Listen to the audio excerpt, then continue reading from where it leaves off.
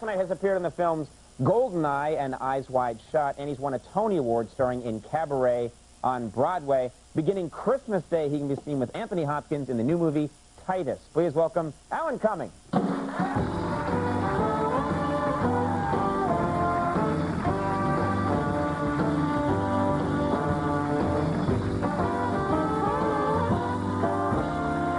Thanks a lot for being here.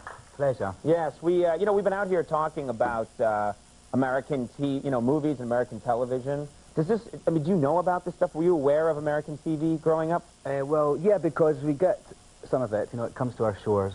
And I liked... Where did you grow up exactly? Scotland. In Scotland, yeah. Okay. Which shows did you see? I saw, Charlie's Angels, liked that a lot. So you got the good stuff. Starsky and Hutch. Starsky and Hutch? I liked that very much. I liked Huggy Bear. Yeah, we were talking about... So you knew who Huggy Bear was when we were I wanted to discussing be it. Huggy Bear, actually. I wanted to be black and a pimp when I was younger. That would have been very convincing. Yeah. The Scottish black pimp from the 70s. He was so cool. I saw a picture of him, actually, in a magazine recently.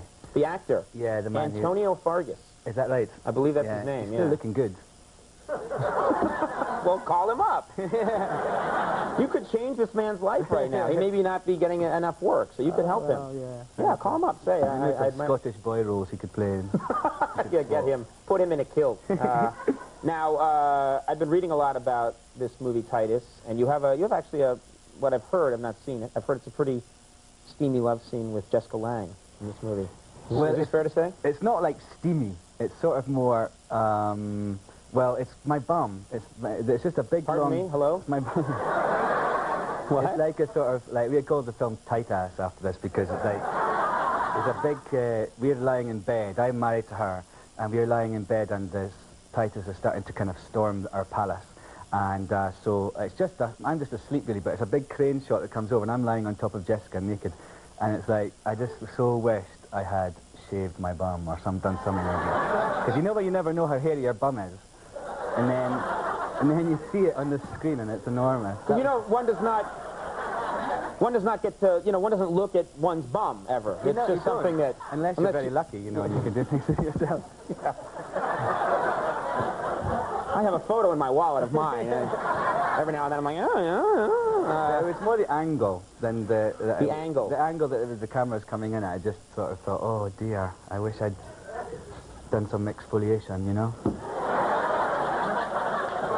That sounds so fun coming from you, the way you say it. I love that. Exfoliation. Yeah. Now, it was good, though. It was nice because it was the last day of the film for us, for me and Jessica, and we were naked in this really comfy bed, and it was nice.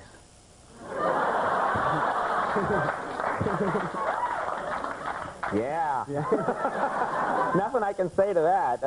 Are you, what about just being, this is a part of what you do that I would be uncomfortable with, being nude around other people. Are you comfortable with nudity in general? Well, yeah.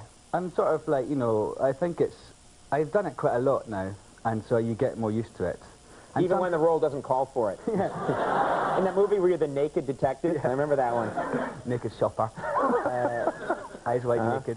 I've done quite a lot of it. So on film sets, it's kind of, you just have to sort of steel yourself because you'd think, okay, I'm taking off my towel now and 50 people are going to see it. And so that's fine. Your bum.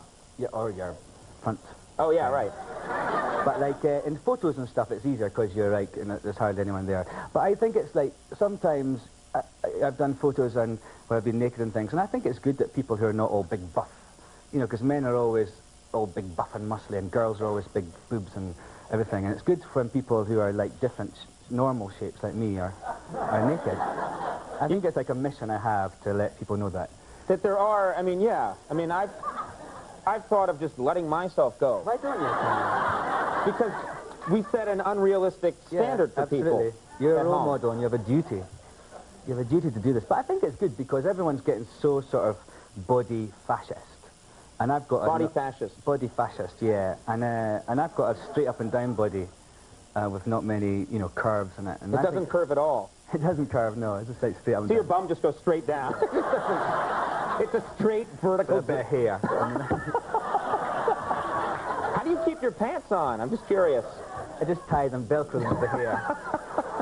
There's a hook in the back. All right. What the hell happened here? What? When, You broke our television show. you know what, in the, when we did that scene, I just remembered there was a bit when, sometimes when you do these scenes, they put a little bit of gauze between you so that you don't actually touch on your bits, you know? And so... Well, first of all, who's putting this gauze on? Is it... Yeah, all right, no, it's down. Yeah, they tape it to you. They tape a bit of gauze to you, and then How do you lie get down. it off?